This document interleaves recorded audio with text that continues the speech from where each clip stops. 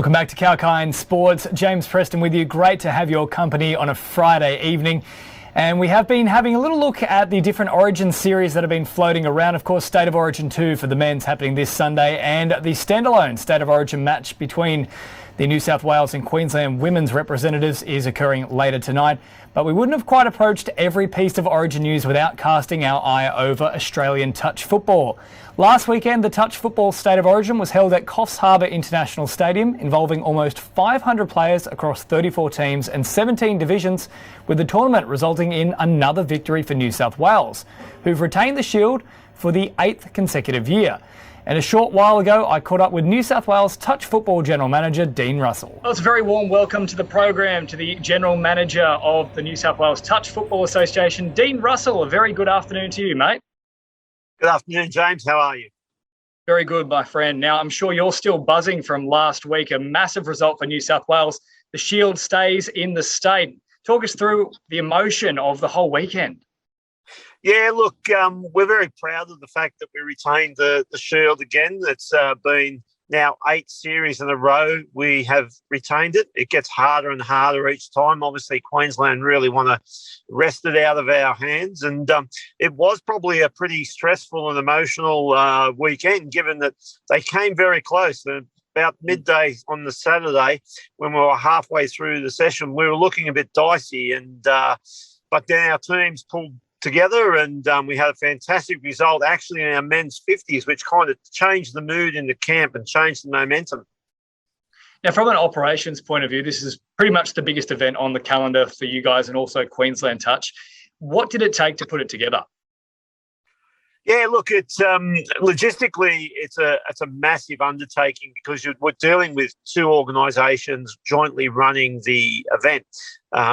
All our other events we run in New South Wales Touch, while participation-wise they might be bigger, it's just us running it. So we have carte blanche control, if you like, over the running of the event. But when you're dealing with 2 organisations who both have the same goal to make sure that we produce the very best event, but sometimes we have different views on what the best way to produce that event is. Having said that, this time around, the cooperation with Queensland Touch Football was excellent, and we both believe we got a fantastic product out there on the market. Well, it's interesting as well because this was actually the 2020 series run in 2021. Usually you're doing it every second year. Now we've got another one coming up for 2022 as well. So does that make things even more difficult? Is it all systems go already for next year? Yeah, it is. From a New South Wales perspective, we're already in 2022 mode. Like you said, it's normally a biannual event, but given COVID last year, we needed to postpone the event. It was a little bit stressful on the Thursday last week with things happening in Sydney and us in Coffs Harbour and how that might play out and how that might affect our participants who were coming from Sydney, but we were green lighted. We were allowed to go ahead with it, which was fantastic. But yeah, we've already started our planning processes for the 2022 model. We're just waiting on confirmation from Queensland and venues and the actual date.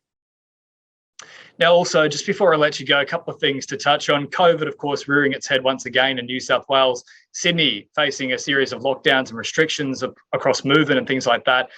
You've also got the State Cup tournament coming up later this year. There's the Vorden Cup to be played quite soon. How is that affecting your different competitions in various LGA areas and those broader competitions?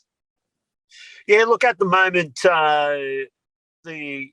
what the government is saying in relation to the lockdown, which they're not using the word lockdown as such, but I know this morning that they have said that 4 of those LGAs, they don't want people moving outside those LGAs.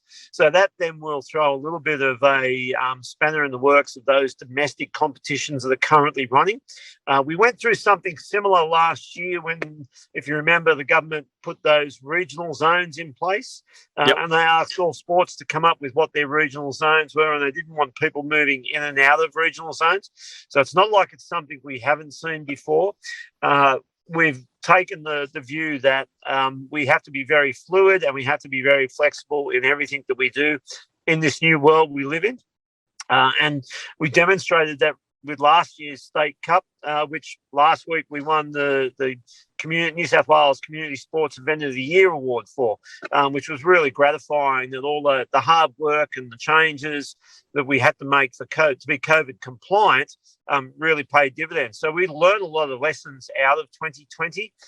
So we are still planning to go ahead in our normal formats for our Vorden Cup and for our state championships and for our country championships. But in the back of our mind, we're also building our contingency plans to be ready if we need to enact them.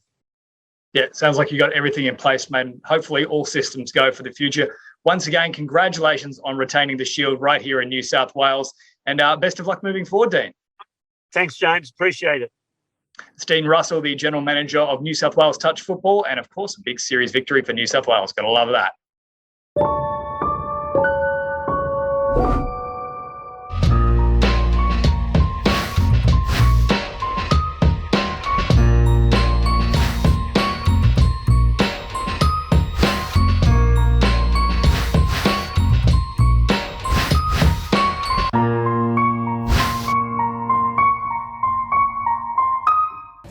Thanks for sticking with us on Kalkine Sports. And just before we wrap up the show, we need to take a look at the business side of sport. Fortunately, there's no further Ronaldo tanking the stock market type news. But Thai energy drink company Carabao has renewed its sponsorship of the English Football League Cup. The competition, which pits English Premier League sides against the Championship, League One and League Two teams. The deal will extend the naming rights of Carabao to the Cup until the end of the 2023-24 season. Last season's Carabao Cup matches were broadcast in 181 territories with a cumulative global audience of 103.4 million people, a figure that has increased by 32% since the 2019-2020 season. Carabao's stock rose slightly from the announcement, up from 132 points to 137.5 points at the time of broadcast. And also, Panasonic's share price has jumped dramatically from its opening this week on the back of announcing an ambassadorship with former women's world number one Naomi Osaka. Panasonic was hovering around $11.10 at the start of the week, dropping to as low as $11.03, but off the back of the ambassadorship announcement, the share price has soared to $11.39. And lastly, Major League Baseball has announced a partnership with Odyssey, which makes the prominent multi-platform audio company the league's official digital audio and podcast partner. The announcement has seen shares raised by 35 cents US compared to their opening on Monday to now trade at $4.47. Well, that's it for Kalkine Sports. Hope you enjoyed the first edition of the program. I'll be back with you next week to get your sporting fix, including a wrap-up of the A-League Grand Final and also all the State of Origin action. Until then, go you Mighty Blues. I'm James Preston for Kalkine TV.